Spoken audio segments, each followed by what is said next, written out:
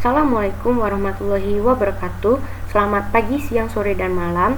Abang, kakak, asisten laboratorium penginderaan jauh dan sistem informasi geografis kelautan. Perkenalkan, nama saya Sukmawati Angelin Abram dengan NIM 08051282227046 dari kelas B genap. Di sini saya merupakan praktikan sistem informasi geografis 22. Di sini saya akan mengulas kembali materi praktikum data sistem informasi geografis dan sumbernya. Sebelumnya itu, data spasial ini merupakan data geografis yang didukung oleh beberapa titik-titik koordinat dan ketinggian elevasi, sehingga data spasial ini bisa digunakan untuk menentukan lokasi dan pola permukaan tertentu. Dan data spasial ini terbagi dalam dua bentuk format, yaitu data vektor dan data raster. Untuk data vektor sendiri ialah bentuk permukaan bumi yang direpresentasikan ke dalam tiga bentuk, yaitu yang pertama ada titik atau poin, yang kedua garis atau line, dan yang ketiga itu ada poligon. Sedangkan untuk data raster itu merupakan data yang terbentuk dari beberapa grid, yang dimana data ini direpresentasikan sebagai struktur sel grid yang disebut dengan pixel. Untuk sumber data spasialnya ini, data spasial ini terbagi menjadi dua menurut sumbernya, yaitu ada data spasial primer dan data spasial sekunder. Untuk data spasial primer ini merupakan data yang didapatkan dari pihak pertama atau secara langsung. Data ini diambil atau direkam untuk menentukan tema dari peta tersebut. Misalnya itu dalam pembuatan peta ancaman bencana banjir, maka data primer ini berupa pengukuran debit sungai beserta titik-titik koordinat perekam debit sungai. Untuk data spasial sekundernya ini didapatkan dari pihak ketiga, yang artinya tidak secara langsung untuk mendapatkan datanya. Biasanya data ini disediakan oleh pihak pemerintah atau swasta yang dapat diakses secara bebas. Data ini juga menyajikan informasi yang detail. Contohnya itu peta rupa bumi Indonesia yang berisikan informasi administratif terhadap geografi Indonesia. Untuk selanjutnya itu, data spasial ini terdiri dari beberapa jenis, yaitu ada 4: peta analog, data penginderaan jauh, data hasil pengukuran lapangan, dan data GPS.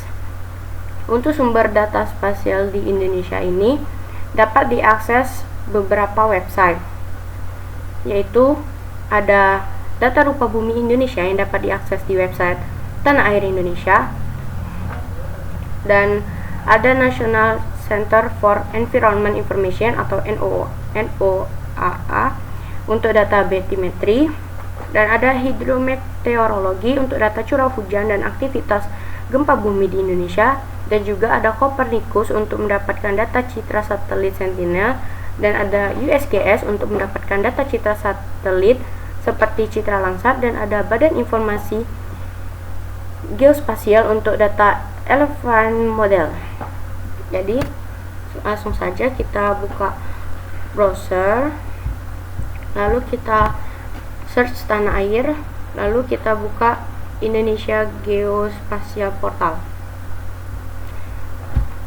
Sebelumnya itu, jika belum memiliki akun, kita membuat akun terlebih dahulu dengan cara klik daftar, lalu isi nama depan, nama tengah,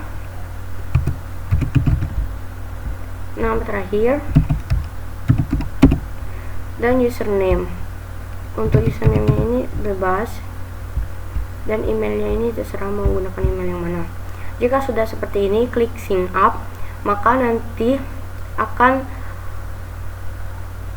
muncul email untuk memverifikasi akun yang telah kita buat. Nanti kita klik masuk ke email dan verifikasi akunnya. Jika sudah, maka tampilannya itu akan kita balik lagi ke awal, jadi bisa masukkan username dan password, lalu klik masuk.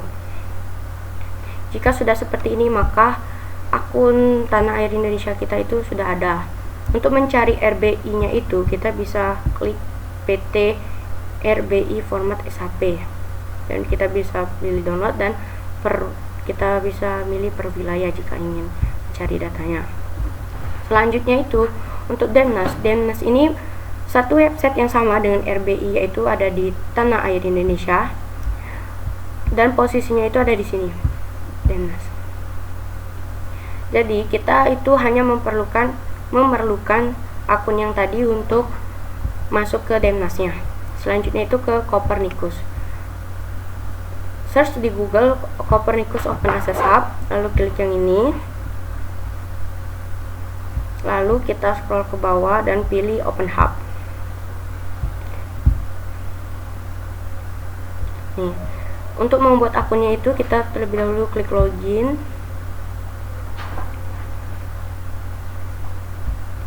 Jika sudah, klik register. Isi register formnya ini sesuai apa yang dimintai. Email. Di sini saya menggunakan email Unsri. Dengan passwordnya itu terserah.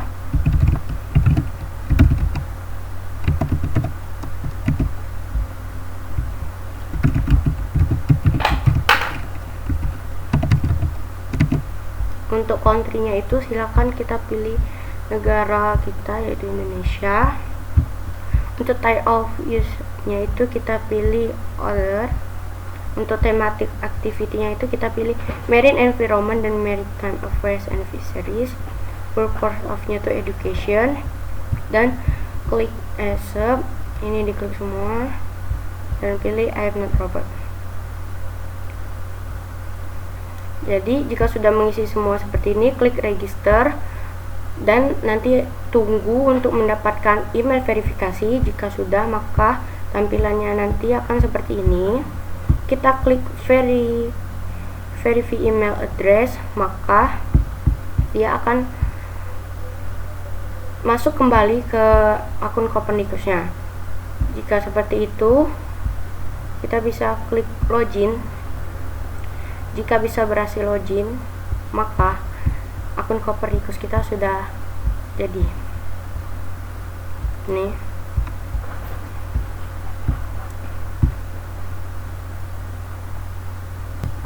Nih, berarti udah nama kita, berarti artinya itu sudah berhasil.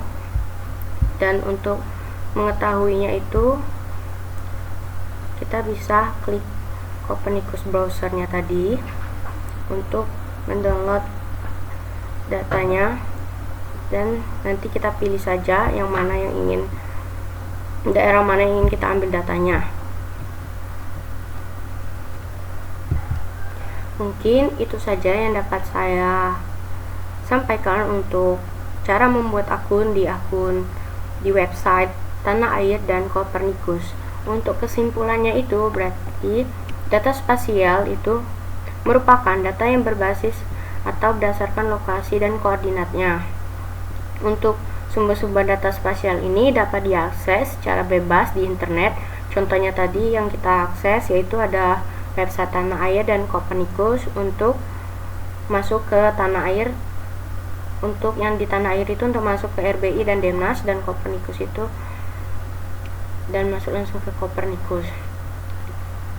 Selanjutnya itu data spasial terbagi menjadi dua, yaitu ada data spasial primer dan data spasial sekunder. Yang dimana data spasial primer ini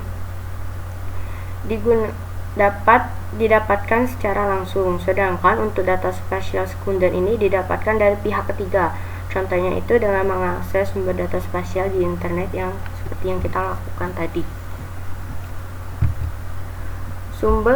Sumber data spasial yang dapat diakses tadi itu ada beberapa macam, yaitu ada data rupa bumi yang tadi itu dapat diakses di website Tanah Air Indonesia, dan ada National Center for Environment Information atau NOAA, untuk dia itu untuk mencari data batimetri, sedangkan hidrometeorologi untuk data curah hujan dan aktivitas gempa bumi di Indonesia, dan Copernicus tadi itu kita untuk mendapatkan data citra satelit Sentinel.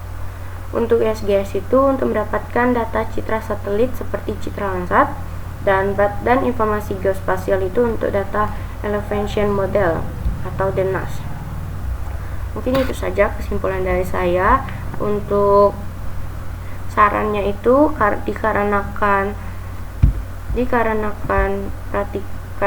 praktikum SIG ini dilaksanakan secara online atau Zoom, mungkin terhambatnya itu dikarenakan sinyal dari praktikan juga terkadang ada yang baik, ada yang buruk sinyalnya, jadi terkadang tertinggal dan itu membuat proses praktikum sedikit terganggu dan juga tidak efisien karena sangat sulit jika praktikum ini dilaksanakan secara online. Tetapi dikarenakan satu dan lain hal itu harus dilaksanakan secara offline. Mungkin itu saja saran dari saya itu.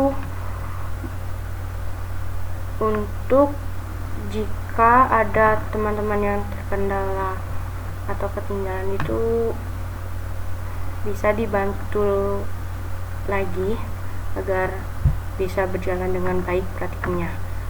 Mungkin itu saja dari saya akhiri. Wassalamualaikum warahmatullahi wabarakatuh.